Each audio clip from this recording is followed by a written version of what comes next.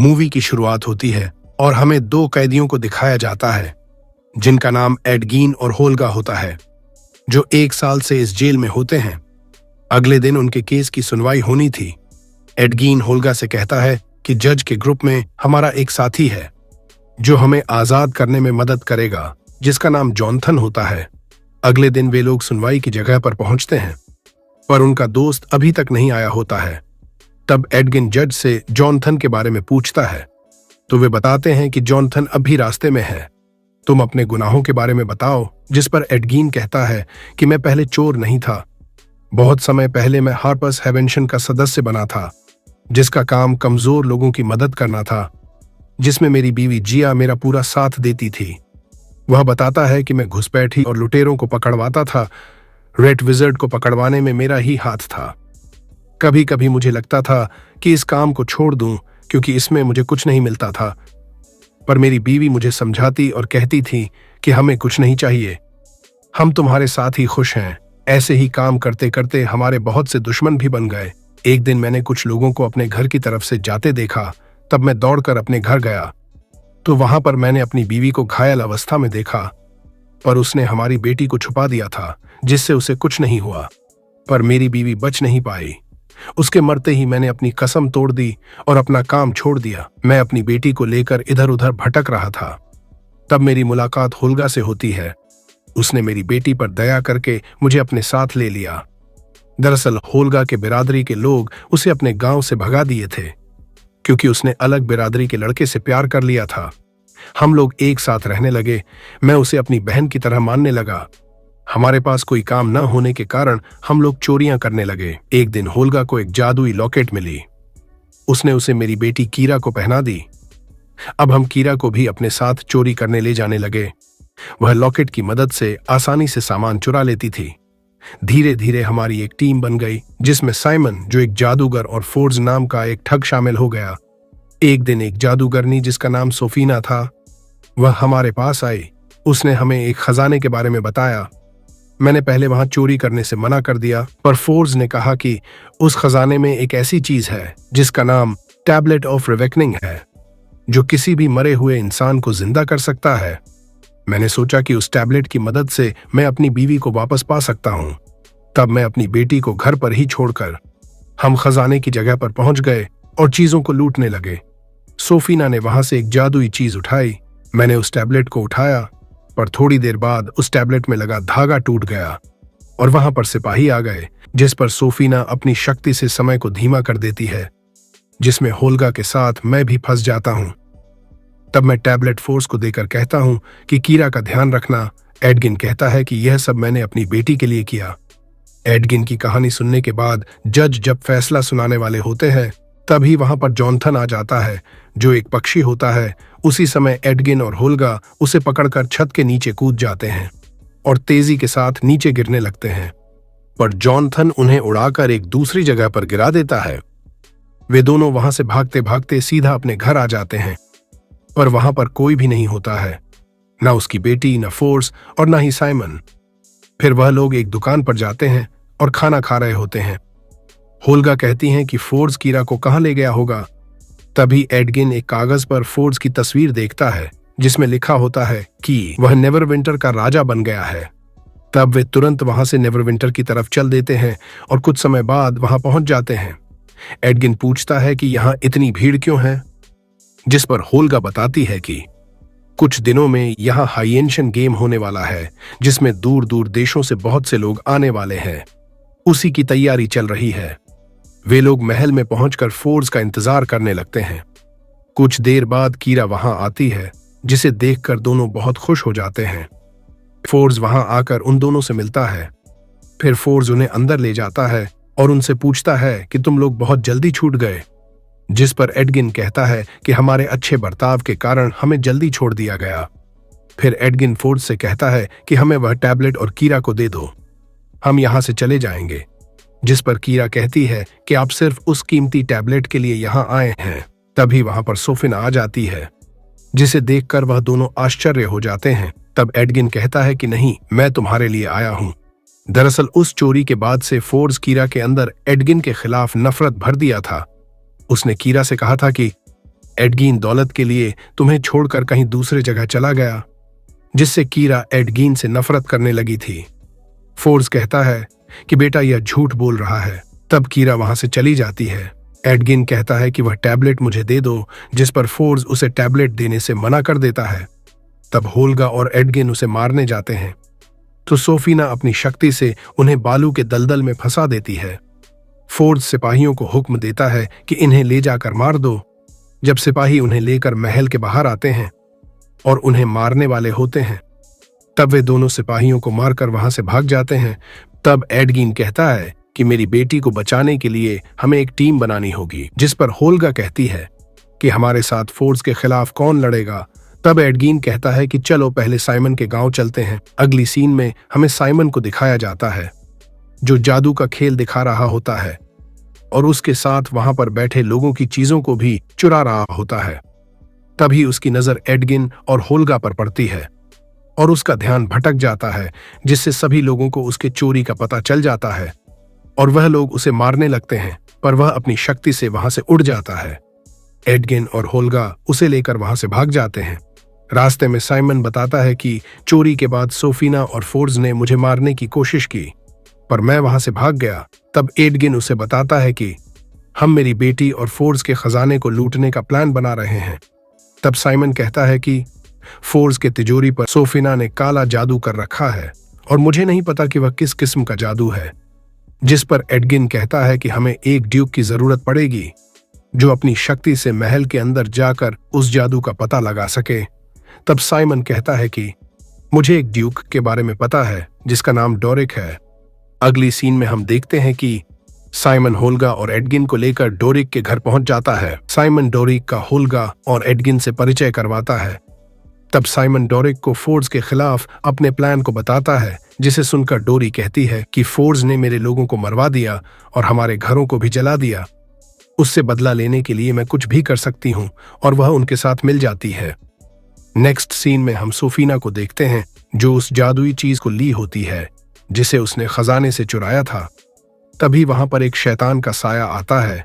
उसे देखकर वह अपने असली रूप में आ जाती है। तब हमें पता चलता है कि सोफीना एक रेड विचर्ड है। वह साया कहता है कि हम अपने मंजिल के करीब हैं, ऐसे ही अपने काम को आगे बढ़ाओ। तभी फोर्स वहां आ जाता है और उसे अपने साथ चलने को कहता है। फोर्स कुछ लोगों को लेकर अपनी तिजोरी के पास पहुंचता है और उन्हें बताता है कि इस तिजोरी को कोई भी नहीं खोल सकता है, क्योंकि यह काले जादू मोडेन कैनन से बंद किया गया है। वह कहता है कि आप लोग इस तिजोरी में अपने कीमती सामान रख सकते हैं, ताकि खेल में चीजों को दांव पर लगाने में आपको आसानी हो। तभी सोफीना को वहां पर किसी अन्य जीव के होने का पता चलता है और वह तुरंत एक मक्खी पर अपनी शक्ति से हमला करती है, पर वह मक्खी वहां से भाग जाती है और एक चूहा बनकर एक सिपाही के कवच में घुस जाती है। तब हमें पता चलता है कि यह डोरिक है। सिपाही उसे पहचान जाते हैं और उसका पीछा करने लगते हैं, पर वह एक पक्षी बनकर वहां से उड़ जाती है। फिर हमें एडगिन और उसके साथियों को दिखाया जाता है। डोरिक वहां पहुंचकर उन्हें बताती है कि उस तिजोरी की सुरक्षा एक काले जादू से हो रही है, जिसका नाम मोडेन कैनन है। जिसे सुनकर साइमन कहता है कि तब उस तिजोरी को खोलना आसान नहीं है। उसे खोलने के लिए हमें हेलमेट ऑफ जंक्शन चाहिए। जिस पर एडगिन पूछता है कि यह क्या होता है। तब साइमन बताता है कि वह एक ऐसा हेलमेट है जो किसी भी जादू को मिटा सकता है, पर वह सदियों पहले गायब हो गया था। जिस पर होल्गा कहती है कि सदियों पहले उस हेलमेट के लिए लड़ाई हुई थी। तुम उस लड़ाई में मरे लोगों को जिंदा करके उनसे हेलमेट के बारे में पूछ सकते हो। तब साइमन कहता है कि मेरे पास एक टोकन है, जिसकी मदद से मैं मुर्दों को कुछ समय के लिए जिंदा कर सकता हूं। फिर वे लोग तुरंत उन मुर्दों के कब्रिस्तान की तरफ चल देते हैं और कुछ दिन बाद वहां पहुंच जाते हैं। वे लोग उस लड़ाई के लीडर के कब्र के पास जाते हैं और उसे जिंदा कर देते हैं। एडगिन उससे उस हेलमेट के बारे में पूछता है, जिस पर वह बताता है कि उस लड़ाई में हमारी सेना हार रही थी। तब हमने उस हेलमेट को लड़ाई से दूर ले जाने का फैसला किया और सबसे तेज दौड़ने वाले सिपाही को वह हेलमेट दे दिया, लेकिन वह भी उसे ज्यादा दूर नहीं ले जा पाया और मर गया। लेकिन मरने से पहले उसने वह हेलमेट एक थैंक्स को दे दिया, जिसका नाम जिंक ओंडा था, जिसने उस हेलमेट को सुरक्षित रखने का वादा किया। फिर वे तुरंत जिंक के गांव में पहुंच जाते हैं। तब होल्गा उसके पास जाती है और कहती है कि हमें हेलमेट ऑफ जंक्शन चाहिए, जिस पर जिंक उन्हें उसका पता बताने से मना कर देता है। तब साइमन कहता है कि हम फोर्स को लूटने वाले हैं, जिसके साथ रेड विजर्ड भी है। उसकी बात सुनकर जिंक उन्हें एक दूसरी जगह पर ले जाता है और बताता है कि बहुत समय पहले नेक्रोमेंशन थैन्स देश का राजा था, लेकिन सत्ता के भूख में आकर थैन ने अपनी शक्ति और एक जादुई यंत्र की मदद से बेकनी डेथ को बुलाया, जिसमें राज्य के सभी लोग मरकर एक मुर्दों की सेना में बदल गए, जिससे उसने पूरे देश पर राज किया। जिंक बताता है कि अगर रेड विजर्ड फोर्स के साथ है तो वह जरूर कुछ बड़ा करने की योजना बना रही है, जिस पर साइमन कहता है कि तुम हमें वह हेलमेट दे दो, हम उसकी मदद से उसे मार देंगे। जिंक उन्हें लेकर हेलमेट की जगह पहुंच जाता है। वह बताता है कि हेलमेट पुल के उस पार है, लेकिन उस पार जाने के लिए एक पैटर्न है। तभी साइमन गलती से पुल पर पैर रख देता है और पुल नीचे गिर जाता है, जिससे सभी लोग साइमन पर गुस्सा हो जाते हैं। तब होल्गा अपने बैग से रस्सी ढूंढने लगती हैं और उसी समय साइमन को उसके बैग में एक छड़ी दिखाई देती है। साइमन कहता है कि यह एक हेदर वेदर स्टिक है, जिसकी मदद से हम टेलीपोर्ट हो सकते हैं, और वह टेलीपोर्टेशन के लिए 2 पोर्टल बना देता है, जिससे सभी लोग आसानी से पुल के उस पार चले जाते हैं। जिंक एक तिजोरी से उस हेलमेट को निकालकर उसे एडगिन को दे देता है। फिर वे लोग वहां से बाहर चले आते हैं। बाहर आकर जिंक कहता है कि मैंने तुम्हें हेलमेट दे दिया, अब मेरा काम खत्म हो गया। यह कहकर वह वहां से चला जाता है। उसके बाद साइमन उस हेलमेट से जुड़ने की कोशिश करता है ताकि वह उसकी शक्तियों का इस्तेमाल कर सके। वह जैसे ही उसे पहनता है तो सभी चीजें रुक जाती हैं। उसी समय वहां पर एक आदमी आता है जो साइमन को उसका परदादा बताता है। वह आदमी कहता है कि यह हेलमेट बेवकूफ लोगों के लिए नहीं बना और तुम इसके लायक नहीं हो। इतना कहते ही वह आदमी अपनी छड़ी से साइमन को छूता है और वह दूर जाकर गिरता है। साइमन एक बार फिर उससे जुड़ने की कोशिश करता है, लेकिन नाकाम रहता है। एडगिन कहता है कि मुझे तुम पर भरोसा है, तुम कोशिश करते रहो। फिर वे लोग वहां से फोर्स के महल की तरफ चल देते हैं, जहां पर खेल शुरू होने वाला होता है। वह लोग सिपाहियों को चकमा देकर महल के अंदर चले जाते हैं। अंदर पहुंचते ही वे लोग अलग अलग हो जाते हैं। साइमन तिजोरी के पास पहुंचता है और हेलमेट पहनकर उससे जुड़ने की कोशिश करता है, लेकिन इस बार भी उसके परदादा उसे भला बुरा कहने लगते हैं, जिस पर साइमन को गुस्सा आ जाता है और वह एक जोरदार तमाचा उन्हें मारता है और उसी के साथ वह हेलमेट से जुड़ जाता है। हेलमेट से जुड़ने के बाद साइमन सिपाहियों पर हमला करता है, जिससे पूरा महल हिल जाता है और तिजोरी खुल जाती है, पर उसमें कुछ नहीं होता है। इधर डोरिक देखती है कि खजाने को तिजोरी के बजाय एक दूसरी जगह रखा गया है और कुछ सिपाही उसे एक जहाज में लाद रहे होते हैं। तभी एक सिपाही पीछे से आकर उसे बेहोश कर देता है। इधर सोफीना को इन लोगों के बारे में पता चल जाता है और वह अपनी शक्ति से सभी को पकड़कर खेल के अंदर डाल देती है ताकि वे लोग उस खेल में मर जाए। खेल शुरू होता है और एक शेर सभी लोगों को मारने के लिए उनका पीछा करने लगता है, पर साइमन अपने दोस्तों के साथ डोरिक की मदद से शेर से बचते हुए उस खेल से बाहर चला आता है। इधर फोर्स का सिपाही उसे बताता है कि आपकी जहाज तैयार है। तब वह सोफिना से कहता है कि मैं ये शहर छोड़कर जा रहा हूं, और वह वहां से चला जाता है। अब फोर्स शहर छोड़कर क्यों जा रहा है ये हमें आगे पता चलेगा। वह तुरंत कीरा को लेकर अपनी जहाज के पास पहुंचता है, पर एडगिन और उसके साथी उससे पहले वहां पर पहुंचकर जहाज पर कब्जा कर लेते हैं, जिस पर फोर्स एक चाकू निकालकर कीरा की गर्दन पर रख देता है और उनसे जहाज को खाली करने को कहता है। तब कीरा समझ जाती है कि फोर्स ने उसके पिता के बारे में जो भी बताया था वह सब झूठ था। तभी होल्गा फोर्स को मारकर कीरा को छुड़ा लेती है और वे लोग जहाज में बैठकर वहां से भाग जाते हैं।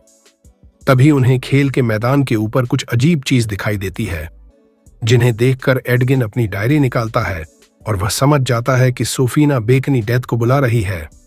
तब हमें पता चलता है कि सोफीना ने फोर्स को नेवरविंटर का राजा इसलिए बनाया ताकि वह खेल के बहाने ज्यादा से ज्यादा लोगों को इकट्ठा कर सके और वह उन लोगों को मारकर मुर्दों की एक सेना बना सके और दुनिया पर राज कर सके। इसके बदले में वह फोर्स को बहुत से खजाने देने का वादा किया, इसीलिए फोर्स खेल के बीच में ही वहां से भागने का प्लान बनाया। तब एडगिन उन लोगों की रक्षा के लिए तुरंत जहाज मोड़ लेता है। इधर सोफिना बेकनी डेथ को बुला देती है। एडगिन ने एक प्लान बनाया। उसने खजाने में एक पोर्टल और उसी के साथ फोर्स के उड़ने वाले गुब्बारे में एक और पोर्टल लगवा दिया, जिससे खजाना गुब्बारे से होकर बाहर गिरने लगता है और सभी लोग उसे लूटने के लिए उसके पीछे भागने लगते हैं, जिससे पूरा मैदान खाली हो जाता है, जिसे देखकर सोफीना बहुत गुस्सा हो जाती है और सभी लोग बच जाते हैं। सोफीना एडगिन और उसके साथियों को देखकर उन पर आग के गोले बरसाने लगती है और साइमन अपनी शक्ति से उन्हें रोकने लगता है। फिर वे लोग एक साथ सोफीना पर हमला करते हैं और उसे रोकने की कोशिश करने लगते हैं, पर वे लोग उसके सामने टिक नहीं पाते हैं। तब कीरा चुपके से उसके हाथ में जादू रोकने वाला ब्रेसलेट पहना देती है, जिससे सोफीना अपनी शक्ति का प्रयोग नहीं कर पाती है। उसके बाद डोरी एक भालू बनकर सोफीना को मारने लगती है और उसे पटक पटक कर दूर फेंक देती है, जिससे वह मर जाती है।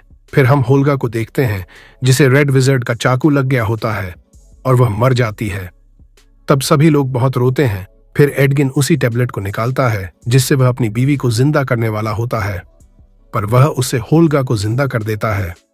सोफीना का जादू खत्म होते ही नेवरविंटर के राजा को होश आ जाता है और वह एडगिन और उसके साथियों को इनाम देते हैं और फोर्ड्स को जेल में डाल दिया जाता है। और इसी के साथ यह मूवी यहीं पर समाप्त हो जाती है।